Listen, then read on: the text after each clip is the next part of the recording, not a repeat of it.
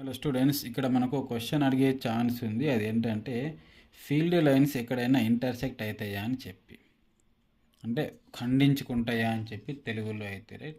So magnetic field lines అనేవి ఎట్టి పరిస్థితుల్లో ఖండించుకోవండి. ఒకవేళ ఖండించుకుంటే ఏమవుతుంది అని మనం అబ్జర్వ్ చేయాలి.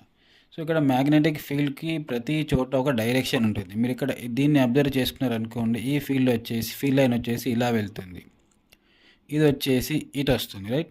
సో ఒకవేళ ఇది ఇంటర్సెక్ట్ అయినాయి అనుకోండి, ఏమవుతుంది? ఇంటర్సెక్ట్ అయిన చోట ఒక లైన్ ఏమో ఒక డైరెక్షన్లో వెళ్తుంది, ఇంకో లైన్ ఏమో ఇంకో డైరెక్షన్లో వెళ్తుంది. కాబట్టి ఆ ఇంటర్సెక్ట్ అయిన పాయింట్ వద్ద మ్యాగ్నెటిక్ ఫీల్డ్కి రెండు డైరెక్షన్లు ఉంటాయి.